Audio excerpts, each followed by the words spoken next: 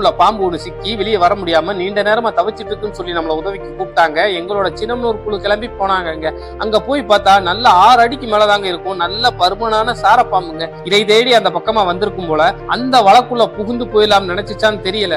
முன்பகுதி சற்று குறுகலா இருக்கிறதுனால எளிமையா உள்ள போயிடுச்சுங்க. ஆனா உடல் பகுதி சற்று பெருசா இருக்கவும் அந்த பாம்பால ஒரு குறிப்பிட்ட தூரத்துக்கு மேல வெளியேறி போகவும் முடியல, திரும்பவும் பின்பக்கமா வரவும் முடியலங்க. நல்லாவே சிக்கி இருந்துச்சு. நாம அந்த இடத்துக்கு போறோம், அந்த ஊர் கிராமம் அப்படிங்கிறதுனால ஒட்டுமொத்த ஊர்க்காரங்களும் வந்து ஒண்ணு கூடிட்டாங்க. உடனே நம்ம வீரர்கள் பாம்பு பிடிக்கும் கருவியை பயன்படுத்தி அதோட தலைப்பகுதியை பிடிச்சி இழுக்கிறாங்க. அந்த பாம்பு தலையை உள்ள இழுத்துக்கிட்டு மறுபடியும் அந்த வலைக்குள்ளேயே போயிடுச்சுங்க. அது மட்டும் இல்லாம ஒட்டுமொத்த வலையும் சுருட்டி பாய சுத்தின மாதிரி சுத்தி உருட்டிடுச்சுங்க. நம்ம விலையும் அதிகமாயிடுச்சுங்க.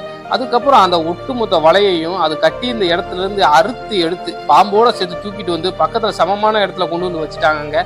அந்த வலை முழுவதையும் வெட்டி எடுத்தா மட்டும்தான் அந்த பாம்பை காயம்படாம வெளியே எடுக்க முடியுன்ற அளவுக்கு சிக்கி இருந்துச்சுங்க. உடனே கடையில போய் சின்ன கத்தியை வாங்கிட்டு வந்து அதை வச்சு பாம்போட உடல் பகுதி சிக்கி இருந்த ஒவ்வொரு வலைப்பகுதியையும் கொஞ்சம் கொஞ்சமா கவனமா அறுக்க ஆரம்பிச்சாங்க. கொஞ்சம் அவசரப்பட்டு அறுத்தா கூட அந்த கத்தி அந்த பாம்போட உடலை பதம் பார்த்துருங்க. பொதுவாகவே பாம்புகள் ரொம்பவே கூச்ச சுபாவம் கொண்டது. நாம யாரும் பக்கத்துல வரக்கூடாது அப்படிங்கறதுக்காகத்தான் நல்ல பாம்புகள்லாம் சீன்ற மாதிரி பண்றதுங்க. நாக்கு அவ்வப்போது வெளியே நிற்றது கூட சுவாசிக்கிறதுக்கும் அதிர்வுல உணர்வுக்காக மட்டும்தாங்க. மற்றபடி பாம்பு பழி வாங்குவோம் அப்படி இப்படி சொல்றதெல்லாம் உண்மை இல்லைங்க.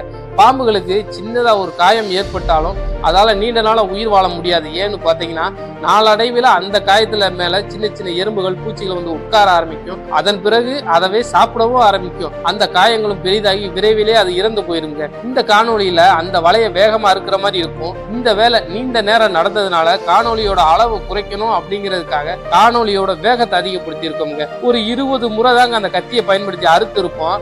அந்த கத்தி அதுக்குள்ள மழுங்கிச்சுங்க. உடனே கடையில மூச்சவரத்திற்கு பயன்படுத்துற கத்தியை வாங்கிட்டு வந்து அதுல அறுக்க ஆரம்பிச்சா அது 5 தடவை தாங்க கூட அறுத்த உடனே மழுங்கி போச்சுங்க.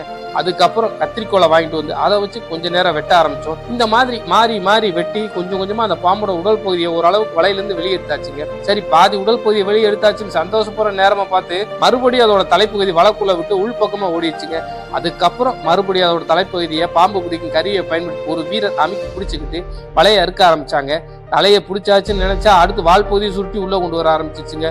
அதுக்கப்புறம் அந்த வால் பகுதியை லேசா அமுக்கி பிடிச்சுக்கிட்டு மறுபடியும் வெட்ட ஆரம்பிச்சாங்க. இந்த வேலை நமக்கு கிட்டத்தட்ட ஒரு 1.5 மணி நேரத்துக்கு மேல இழுத்துருச்சுங்க. ஒரு வழியா வலை முழுவதையும் அறுத்து முடிக்க கடைசியில அந்த வலை கட்டு கம்பியால வெளிப்பக்கமா பின்னப்பட்டு இருந்துச்சுங்க. அதுக்கப்புறம் வெட்டும் கொரடை வாங்கிட்டு வந்து அதை வச்சு அந்த கம்பியை வெட்டி விட அந்த பாம்புக்கு ஒரு சின்ன கீரல் கூட இல்லாம பாதுகாப்பா வெளியே எடுத்தாச்சுங்க. நாம அந்த வேலையை முடிக்கிற வரைக்கும் அங்க சுத்தி இருந்தவங்க கடைசி வரைக்கும் அந்த இடத்த விட்டு போகாம அங்கேயே தாங்க இருந்தாங்க.